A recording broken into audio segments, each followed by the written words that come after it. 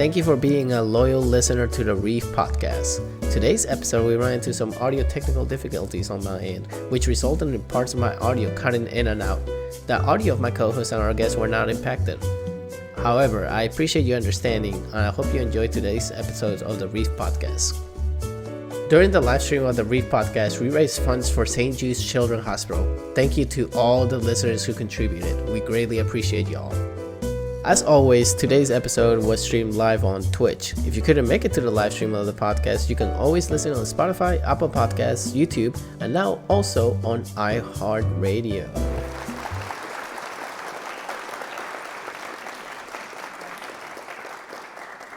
Welcome all to the Reef Podcast third year anniversary. I'm your host, LuisIpa, joined by my co-host here, Deadboy. How you doing, Deadboy?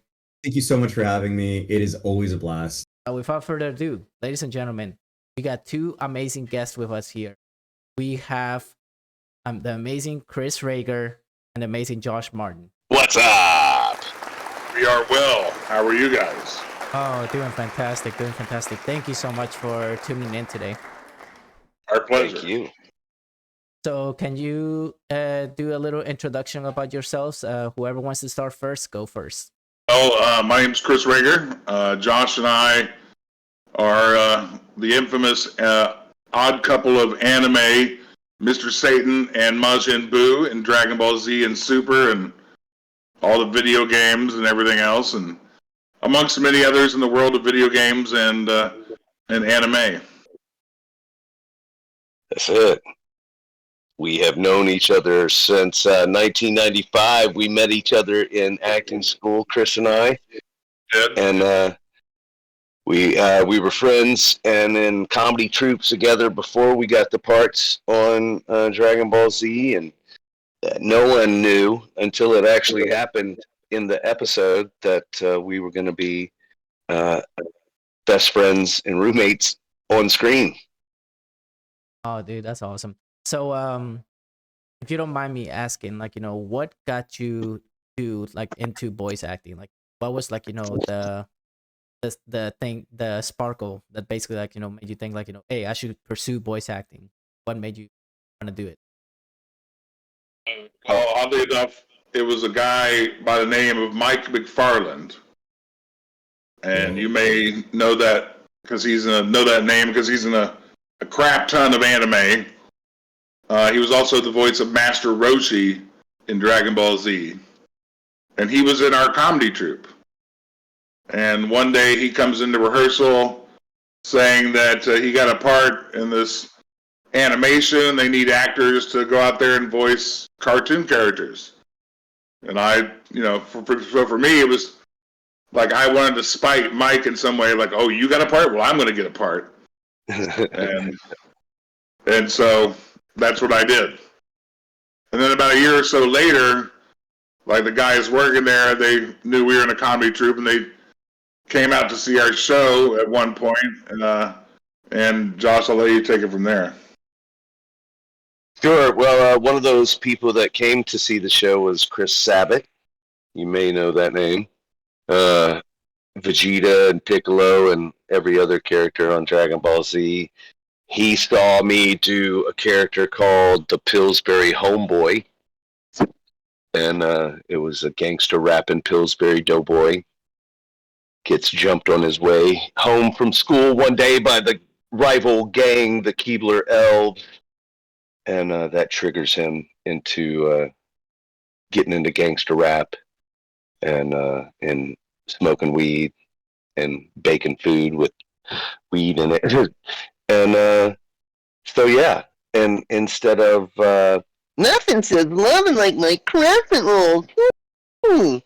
It was nothing says loving like the blondes I be popping.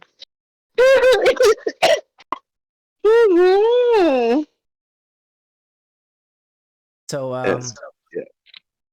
so basically, you guys had quite an adventure for a while, and without giving us any details or anything, you guys have huge plans for this year on 2020, I believe, right? Oh yeah, we're gonna be going everywhere. We're let's see, Las Vegas. We'll be in West Texas. We will be in Colorado. We will be in Richmond, Virginia. Phoenix. We got lots of stuff lined up. Check us out on the socials. Twitter, Instagram. You kids don't use Facebook anymore, but yeah, check it out. We make all the necessary announcements when needed, and we hope anybody out there listening has a chance, come see us. We'd love to meet you. Absolutely. Not coming to your city, and you didn't hear your city listed in those names. Let your local conventions know, like, hey, I would like these guys to come and be guests at your conventions, and maybe we can make that happen. There you go. So, what was it like to climb the top of the ladder, on acting? I mean, I know it was I bet it was tough at first. Sure. Well, I mean, yeah, it's been tough during it as well. But I mean, as actors at the age of 25, 26, 27, we just finished acting school and we started doing improv and sketch comedy. And, we had some recognition that way through local newspapers and, corporate events and things that we ended up booking and stuff with the Texas Rangers and things like that, and Aflac, things of that nature. And so we enjoyed that world of improv that we were very much in, and writing comedy and doing our own comedy. So, the mission was to somehow get our own show or join Mad TV or Saturday Night Live, those kinds of things. So there was never really a mission to be a voice actor per se. It just sort of happened along the way. Right. And from what I hear, you guys are actually NFL fans. I definitely, Yeah. I am, absolutely. Definitely. Rager is big into Madden, Xbox. I'm very, very, very deep into Madden. As And well as Cowboy fan. I am a huge, huge, giant Cowboy fan. I've lived in Dallas my entire life.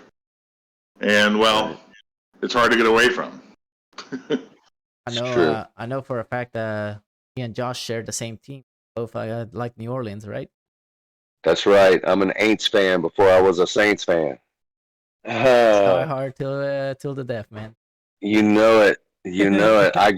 I came up in high school. I kicked field goals for my high school team, and even though I was right-footed, Morton Anderson, kicker for the New Orleans Saints, long time, held the record for the longest field goal for the longest time. He was someone that I looked up to and I followed, and I watched what he did because he was one of the first kind of successful soccer style kickers. You see everybody kicks the same way now, right? Before him, they were still toe poking it, hitting it straight on with a big flat toed boot, a special shoe.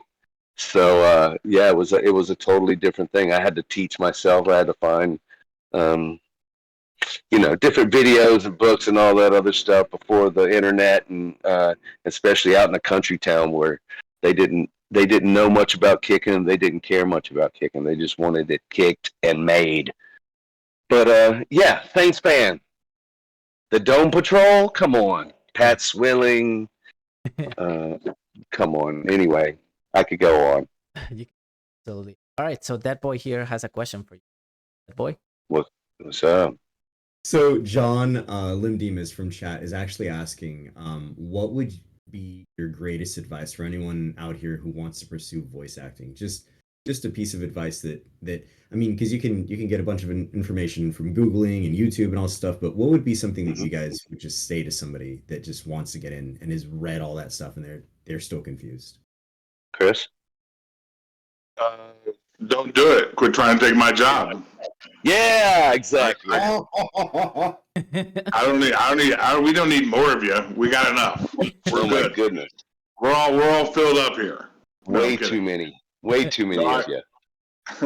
I do teach workshops in voice acting and anime and video games.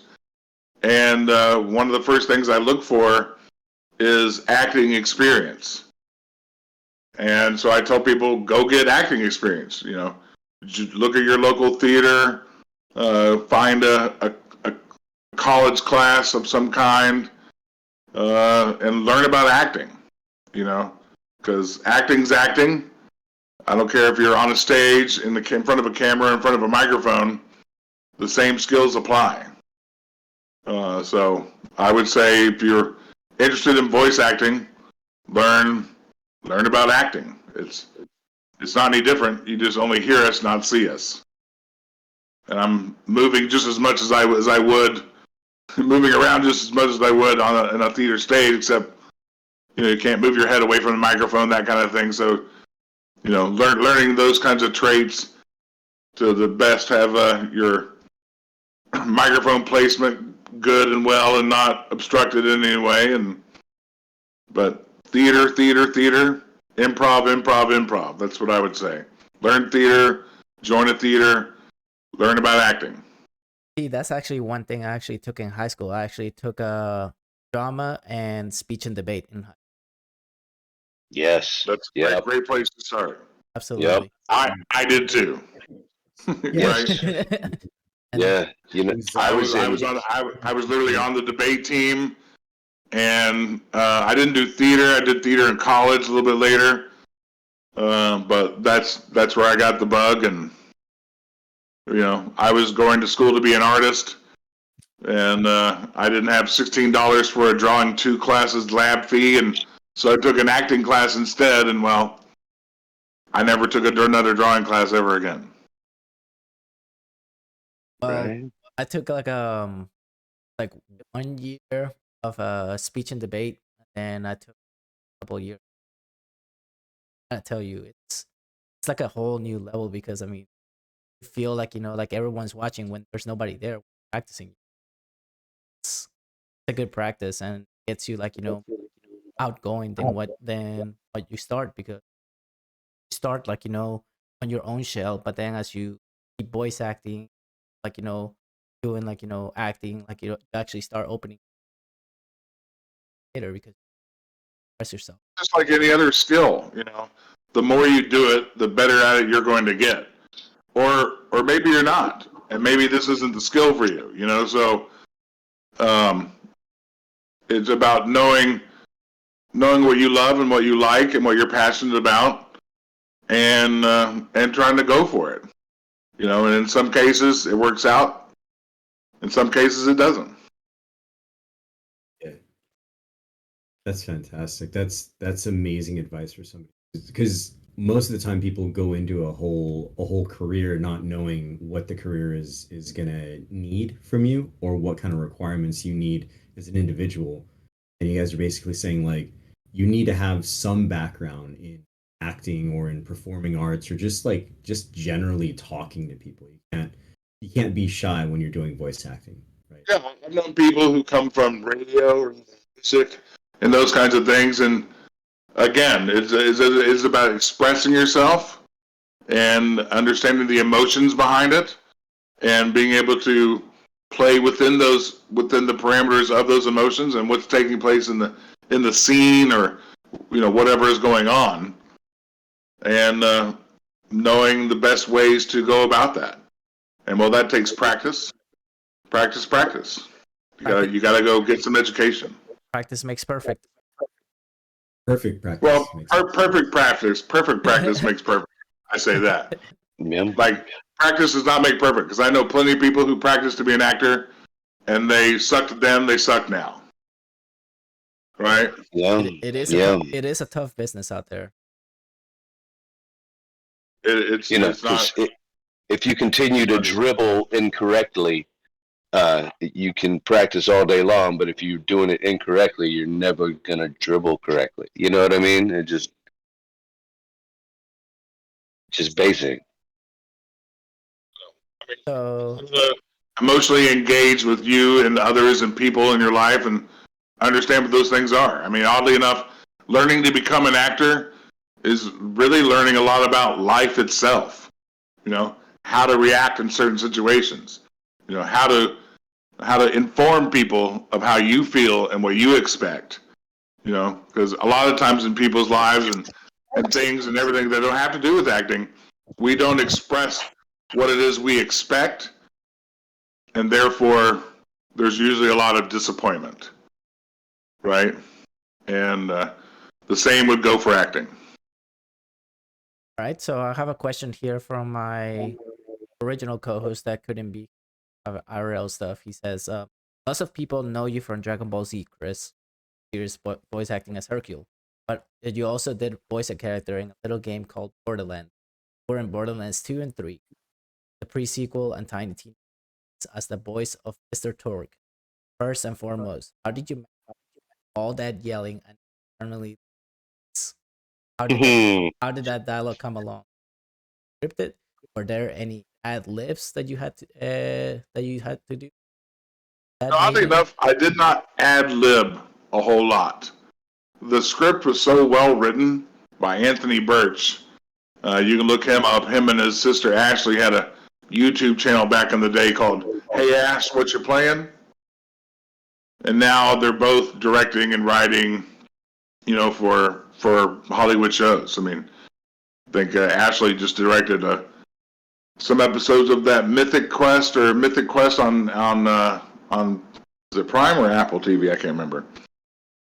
But that's a fun show about a gaming company, and so it was just so well written that I didn't really I didn't feel like I needed to add anything to it or change much of it based on the character. And then the character itself, when I went into audition for the character, they didn't have the artist work around the character finished yet, and they only had a picture of Randy Macho Man Savage.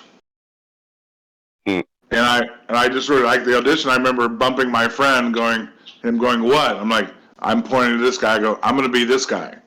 He's like, yeah, how do you know that? I was like, well, I've been playing him for 15 years. And I'd already kind of based a little bit of Mr. Satan off of Macho Man Savage, more so in Hulk Hogan, but there was elements of 80s wrestlers that I liked that I would play into, some of the vernacular and pacing of Mr. Satan, and Randy Macho Man Savage is one of them. So, and I've done plenty of impersonations of Randy Macho Man Savage over the years, and thought they just want a really heightened, even more energetic and animated version of Randy Macho Man Savage. So that's what I did, and I thought I can hear it too. I can hear it in your voice. Wow. Well, they definitely wanted him to like scream and yell and stuff like that, and so, you know, as a joke in my head to make it funnier, I just really went for it. I'm like, I'm gonna scream my ass off, and it's probably not the greatest choice for an actor, but it's gonna be funny. And so I went with that. I went with what was funny, and not necessarily what was the best choice to help my voice per se. So for me, it was more about the character than trying to save my voice. But over time, I got lucky with changes in the industry, and they got really good about making sure my voice was okay, as to like just plowing through it. So. All right, so Josh, I have a question for you. Yeah, go. So you also did a voice in the TV show some of the younger watchers and listeners familiar with, but you did Barney, right? How did that come no. about? I'm sorry. I wore the costume, actually. Really? I was costume talent. One of, yeah. When I got hired, I was number 3. There was David Joyner, who was PBS Barney. And before I got hired, there was Kerry Stinson, and he was the special events Barney. He would do, TV and hospital visits and things like that. And when I got hired, it was for the world tour. They were taking out Barney's Big Surprise, the giant stage show for kids, and I got hired to do that. And after a summer, after a year being on the road, I did the TV show the summer of '97 when David Joyner went to Montreal to film the movie Barney's Great Adventure. And then after that, I did special events and hospital visits and TV appearances and things like that until 2009. Okay. Deadboy, you have a question? I do have a question. I'd actually like to ask you both a question. And it's just a one-parter, and it's pretty simple. As far as the difference between acting for the Dragon Ball Z series, which I see that it's what took off the most with everything that you guys have done. I'm looking through IMDb. Josh and Chris, outside of DBZ, what are your favorite roles that you've acted for outside of this? Because those have got to be fun, but what are the number ones beyond those? Well, I think for me, I mean, definitely Mr. Torgue from Borderlands series has been a lot of fun, and gained some recognition from that character. But I really like playing the bad guys. I mean, I think any actor who's got a voice like mine enjoys playing some evil characters.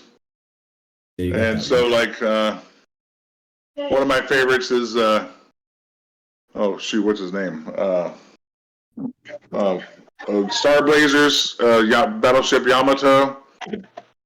I was Dessler, who's the blue guy with the blonde hair, and he was just a son of a bitch, I tell you what. But it was really fun to kind of play this calm, cool, and collected, purely evil, self-interested son of a gun. He comes from the creator Leiji Matsumoto, right? He actually did Captain Harlock in the Harlock saga and all of that. That's crazy. Awesome. And also another character in Assassination Classroom. I played a very despicable principal of the school, and I really enjoyed that character because he was a mean son of a gun, and I really enjoyed that. Josh, I really like whenever they call me in. To be honest, I enjoyed Larry Butts from Ace Attorney. That was fun. I wish he was around a little more. I've got a new character in One Piece. He's a villain. He's a bad guy, Daifugo. And but yeah, I'm kind of an egotistical actor. I want to work.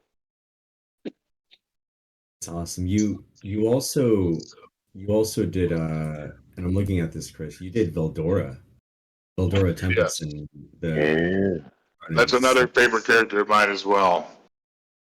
I just like playing the kind of fish out of water element to him, because eventually he goes from being a dragon to being like inside of Rimuru, being absorbed by him, till he figures out the magic behind the spell that is containing him, and then he comes out as a human character, still with big powers and things like that. And he loves manga and reading manga, which he calls the sacred text. So he looks at manga as if it was scripture, kind of, and I really like that about him. And he's just sort of you get to play dumb without being dumb in a way. You guys watch and read manga? Do you guys actually check out the whole character before you start acting for them, or because it sounds like you both do? It's more after the fact, if I'm being honest.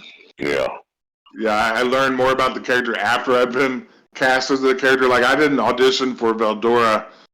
Joel McDonald, sorry, not Joel McDonald. Clifford Chapin, actually, the voice of Bakugo from My Hero Academia. He directs that show. And he just called me in because he knew I had a deep voice and could play a dragon. And it's just been a good time ever since I started that. So as soon as I started that character, I began to learn more about him. So yeah, I don't know a lot. I know what I know based on what the director has told me, typically. And then I find out more on my own. Yeah, mine is usually after the fact because usually I think Chris alluded to it earlier. They just call me and they ask me if I got time, and then I show up, and then they tell me who I'm doing, and it's usually 2 or 3 characters, and I don't remember them. One of the answers to that question I often say is I like whatever character I'm currently voicing because that's what they're currently paying me to do. Mm-hmm. So I like all of them, but for me, picking one, I'd have to say Mr. Satan because he was my first, and he's the one I've done the longest. And are you okay with doing a quick little line from him? He would say, well, I'm sick and tired of all these light shows and tricks. If you want to fight the champ, you gotta fight me, chump. Oh, yeah. Right, Josh? Yeah. Well, mine's the same as Rager, oddly enough. It's whatever they're paying me. But, yeah, my first one, which was Boo, is definitely my favorite. Chocolate pizza!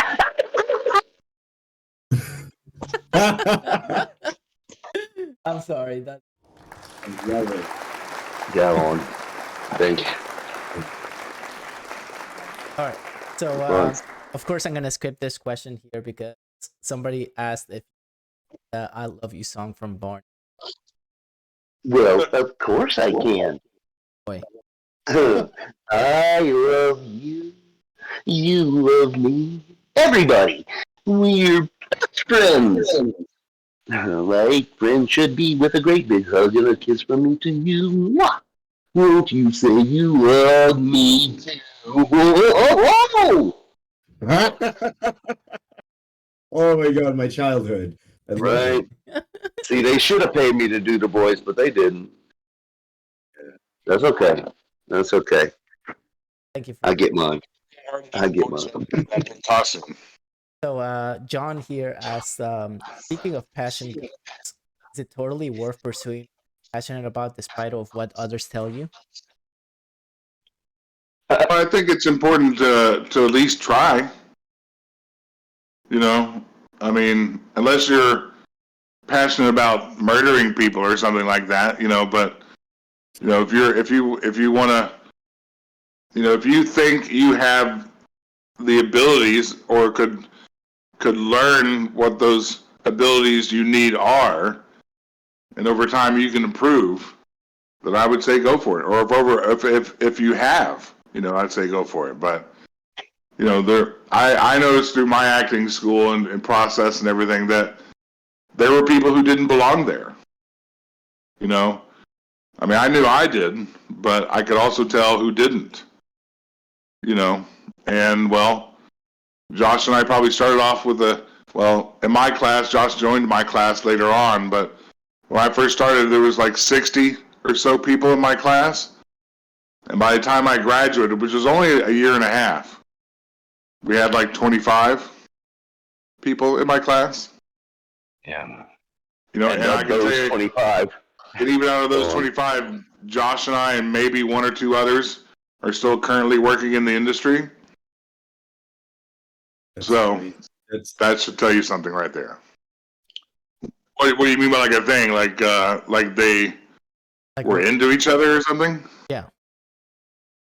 I mean, I don't think that was there necessarily written or anything, you know, but I mean, or even implied really. I mean, they were in some weird situations where they took baths together or lived together and stuff like that, made eggs together, those kinds of things.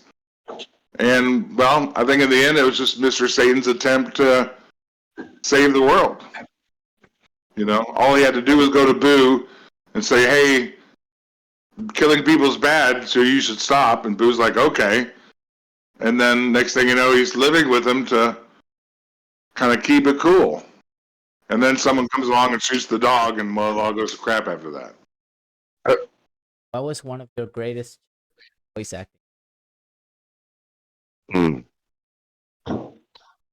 Juggling another job at the same time for me, which I didn't do very well, which I wound up quitting and just doing voice acting and acting.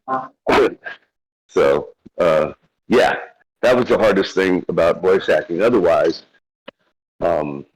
it's right up my alley. I like to perform. I like the microphone. I like money. And when it came along, I was like, oh, sweet.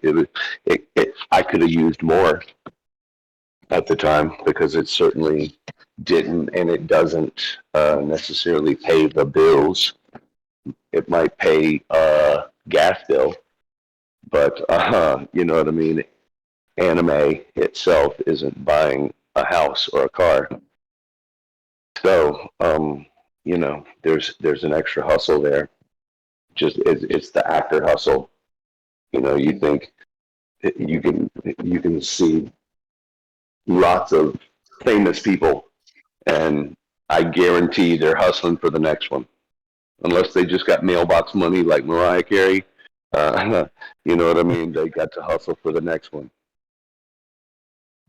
Well, I would say, you know, kind of beginning to understand where and how you need to, you know, sort of place your voice, use your voice, you know, how not to stress your voice out too much, and, you know, sort of that learning process of going through that. Because knowing your instrument and knowing what you can do and what your capabilities are and how to temper all that was probably the biggest challenge of knowing when to give more and when to pull back. Andrew Como here asks, what show that you think doesn't get deserves? Well, I got one of those. What's that? There is a show called where's that show? Hold on, see if I can find that thing. Damn it! Now that I start thinking about it, I can't think of the name of the show. Mine's Ace Attorney. That's Ace Attorney for me. They need to bring back Ace Attorney. More Phoenix, right? Larry Butts. I'm trying to think of the name of that dang show. Huh. There's too many names. Right. And they're usually like really long ones. Oh no, this was oh well, I'll tell you a little about it. It was it'll probably come to me. It was me and Ian Sinclair in a show about me. I was sort of a disgraced prince who became a bounty hunter. He's a bounty hunter. We're kind of like rival bounty hunters in this world of gods and demons and the like. And I don't know. I thought it was a really beautiful show. I thought it was really well animated. I thought we did a great job voice acting it. I thought it was just really good overall. And unfortunately, when it came to season 2 and kind of building this show's reputation, we were outbid by Amazon Prime Video and never got to do season 2. And so, dang it, what's the name of it? It'll come to me, I swear it will. I just can't remember the name of it. There's so many. Was it Sir Vamp? What is it? Sir Vamp? No, I was a bounty hunter named Kaiser. And who was Ian's name? It's gonna come to me, I swear, because I'm looking for it on my thing of anime, but I must have moved some things around, and now I don't see it. So what about you? It's Rage of Bahamut, Genesis, right? Huh? The Rage of Bahamut. That's it. The Rage of Bahamut. Yeah. That's the name of the show. Rage of Bahamut it's a great show. It's really beautiful. It looks good, sounds good. It's a great story. Really fun, kind of campy, sort of old time spaghetti western mixed in with this world of gothic creatures and stuff like that. And no, it's a really good show. And unfortunately, we didn't really get to continue it, so it just sort of ended one day. I hate when that happens because sometimes I watch anime that are really good for the, and I'm like so hyped up, like, oh, what's gonna happen? Really upsets me when so many people are waiting season, but like hyped about it.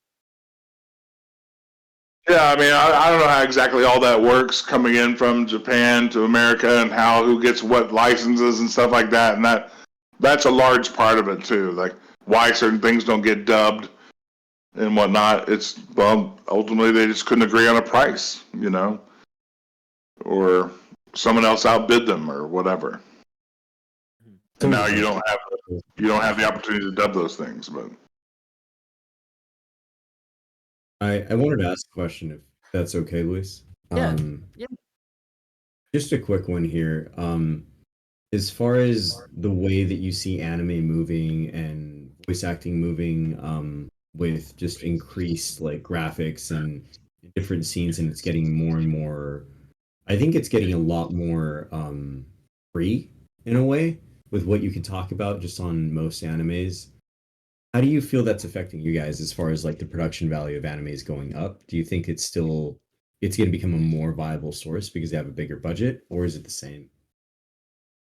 Well, I mean, it's definitely changed since the Dragon Ball Z days. I mean, like I said, back then we had one, maybe two studios while we were doing things from Dragon Ball Z to like Yu Yu Hakusho, those kinds of shows. Blue Gender and those kinds of shows early on. And now, we have so much more to do now. Like I said, we have 15 studios that are running from 10 a.m. to 10 p.m., so they're doing a lot of anime. And I think just it's now gotten itself fairly saturated into the market, in the mainstream, where anime used to be a very niche sort of like or want to watch, has become a lot more. Everyone watches those shows as opposed to, or everyone can get into those shows or has opportunities, especially with the simul dubs we call, because it used to be, you see an anime out of Japan, people like the manga, people like the anime, and it would probably take 6 months to a year for it to get to America, then get dubbed, and however long that took. Nowadays, we're literally getting shows that are airing for the first time in Japan, and then 2 weeks later, we're dubbing them in English and putting them out on the market. So it used to go from like 6 months to a year for fans to get that anime they wanted to watch or watch at least in dub, to now just a couple of weeks. What about you, Josh? Man, you know what? I just saw recently, I don't know if it's considered an anime, to be honest, but it was definitely computer graphics. But it's called Intergalactic. Check it out. It's on Netflix. I dug it. I thought it was really cool. But I used to like things. I like the old school ones. I like the ones like Speed Racer and Heavy Metal. And that kind of old classic stuff like that. I also like American quote unquote anime, but animation, the classic Warner Brothers, both from the 50s, and Steven Spielberg's Animaniacs, Hanna-Barbera. I like that kind of stuff. I like the Cell. I'm guessing Tom and Jerry. Cell animation. I'm sorry, what? So I'm guessing Tom and Jerry.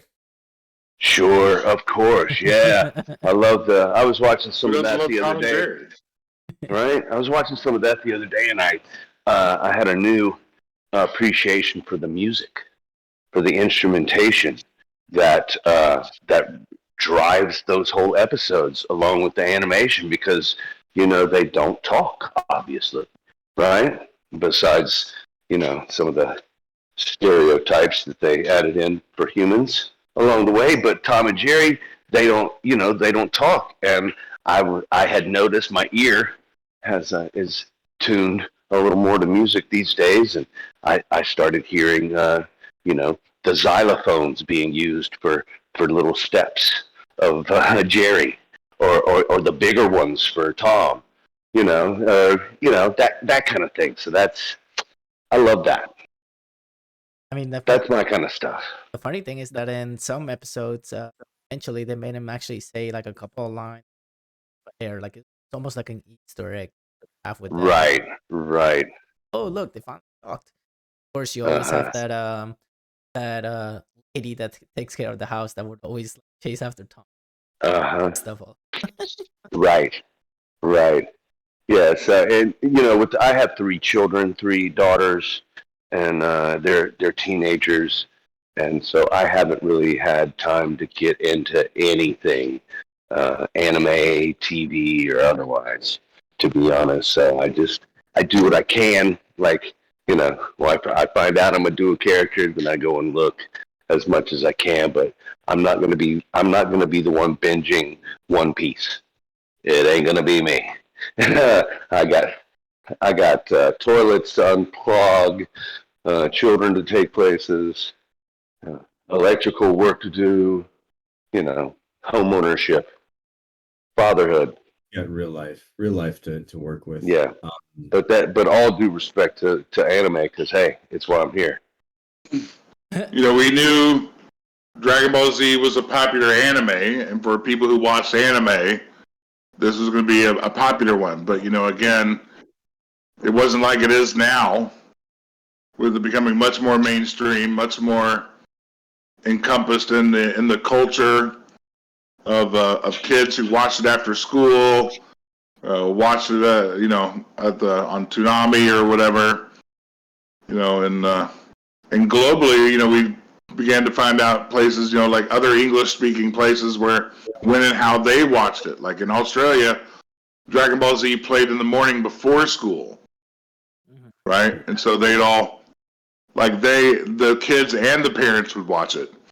And so the parents were a little more ingrained into the idea of Dragon Ball Z and then American parents were, because they weren't watching cartoons with their kids after school, but Australian parents were watching what was on, Dragon Ball was on TV before they went to school.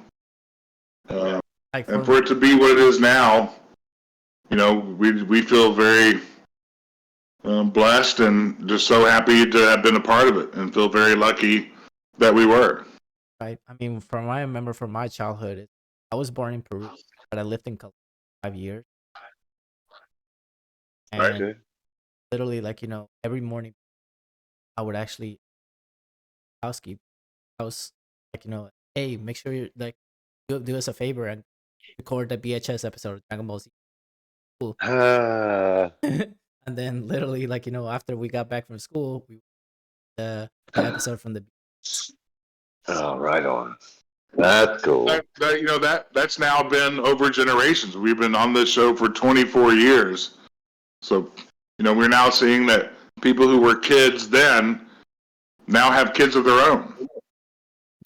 And they're watching it, and so, Josh says this often to people. People often say to us, man, you were a big part of my childhood. And I'm like, well, it turned out you were a big part of our adulthood. Oh my god. Yeah. I didn't have a beef with Claptrap or anything. I thought it was a funny character, and in a way, you were, people who were annoyed by it. That was kind of the job. That's the point. The Claptrap was supposed to be annoying. He's supposed to be irritating. So if you didn't like him in that way, well, the guy did his job.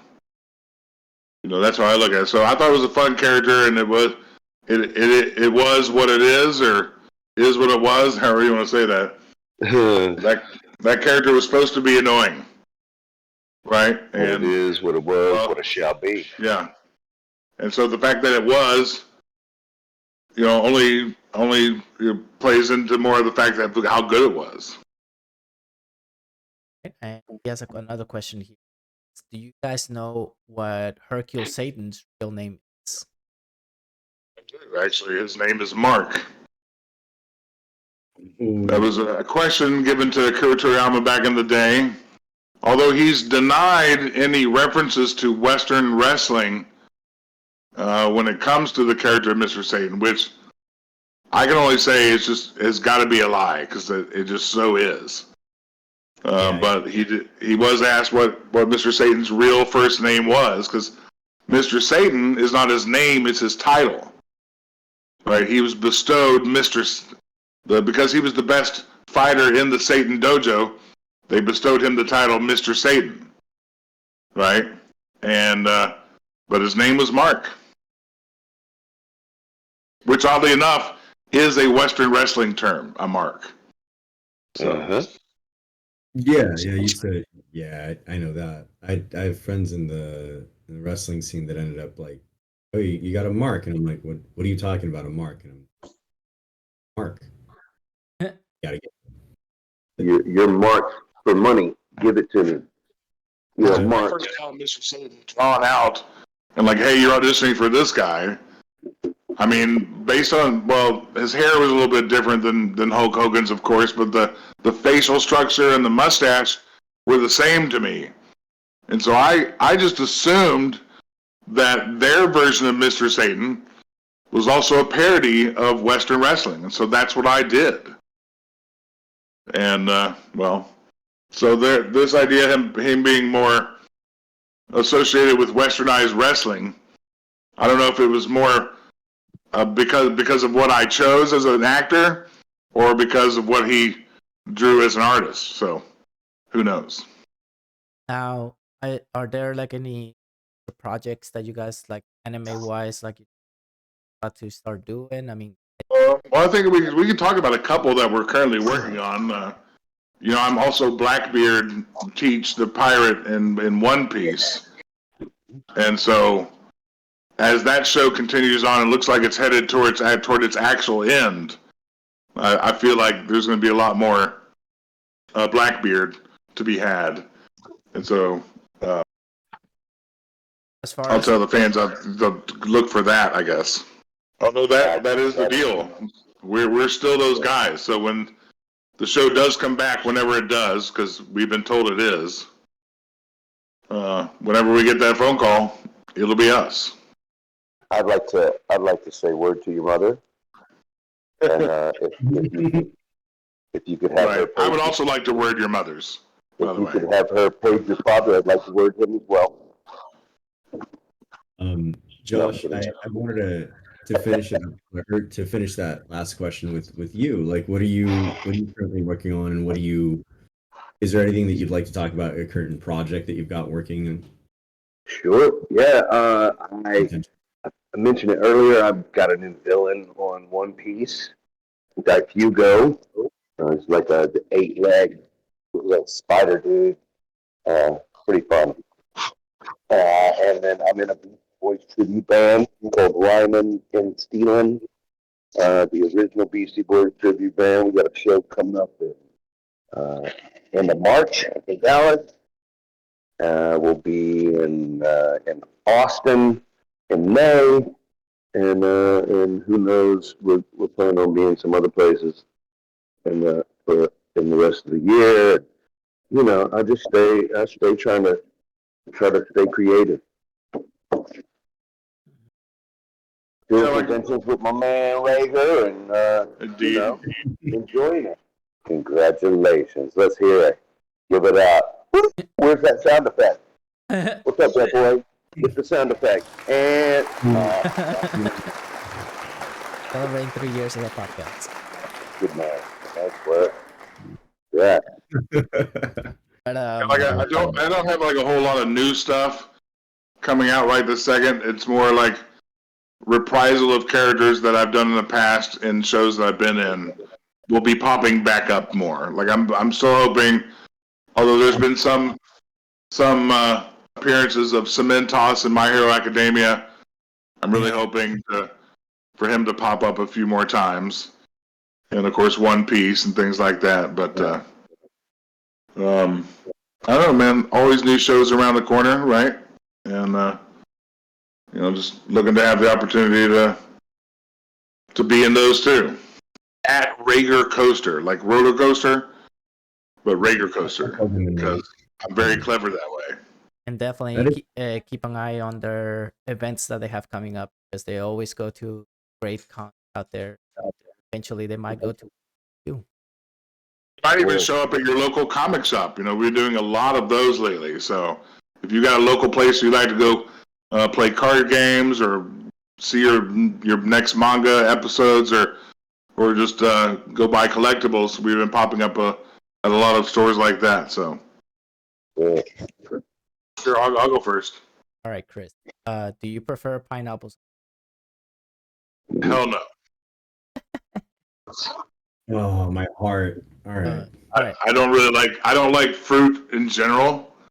Like, the only fruit I really eat, mostly it's a texture thing. But I like apples. I like grapes, things like that. But not that I like pineapple flavored things, but I don't like pineapple. I don't want to have to chew it. And so, no. How about you, John? Yeah, I like some pineapple. You I like pineapple on pizza. I eat raw pineapple. I eat pineapple flavored. I really like artificial flavored pineapple thing. Pina coladas, come on. Ooh, let's pina go. colada. Hey, got me there. Right. I like grilled pineapple. Grilled With pineapple. grilled pineapple. How about some pineapple fried rice? Pineapple fried rice. Yes, man. So you It definitely matters how the pineapple is cooked for me or not cooked. But definitely, if you cook it, you screwed it up. If it's not cooked, I might eat it. Right. So next question that I have here: if you could have any superpower out there, what would it be? You know what? I don't know, man. I'm kind of a nosy person, so I would maybe pick invisibility just so I could pick up on conversations and things that people are talking about without them knowing. I like that, just so I can use it against them later. I could imagine just you being invisible and you're Hercules. Ah. Right, but I don't want to be. I don't have to be naked to be invisible. I want to be invisible, like with clothes on. I love that you have to say that. I love that you have to say that. You're just nosy. Like, oh, whatever, you got to be invisible. You got to be naked. Well, I don't want to be that. I want my clothes to be invisible too. Right. What about you, John? Ooh, you know what? I'm gonna have to go for clairvoyance. For what? I'm sorry. Clairvoyance. I can see the future. That's actually. Right. Like, 20 years from now, where everything. Exactly. I'd like to be the guy who knows how you die. Interesting. All right. Next question I have here. Okay, this is interesting. If you could actually fight one bear-sized goose or 1,000 sized bears, what would you choose? First of all, if I saw a bear-sized goose, I'm leaving. I'm out. I'm out of there. Right, and then at the same time, if you see a lot of bears the size of a goose, that's just like a bunch of baby bears, right? And well, I don't know, man. That would be probably unsettling too. Like, how hungry are they?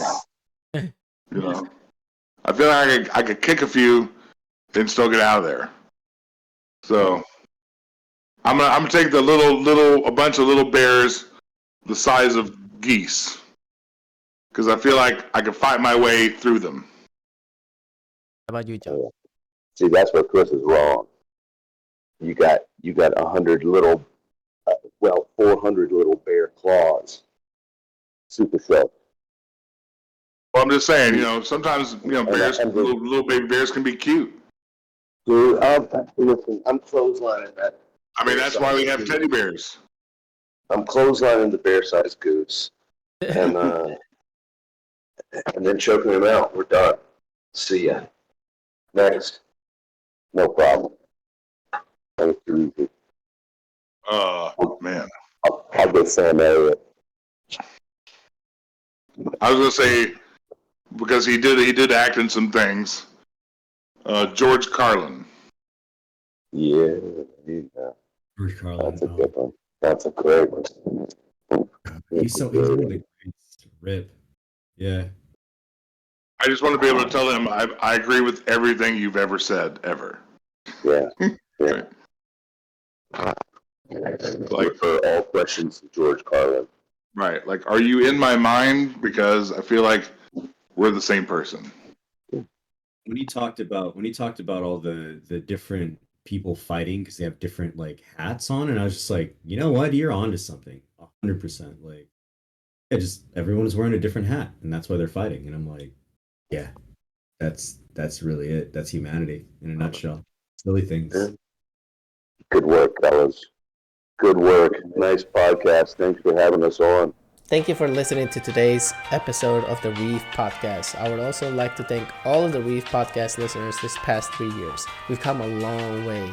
I want to shout out the following people. DeadboyUnknown TTB for being a last-minute fill-in co-host to help us interview Chris Rager and Josh Martin. I want to shout out my past co-hosts, Snow Obsidian, Silent Raph, Asher76, and Thomas Govins. To my current co-host, Elset, I love you, brother. I hope your IRL gets sorted and you come back soon. I want to also thank my previous editor, Shade. Thank you for always helping me edit the videos in the past. I also want to thank my current editor, Nikki D.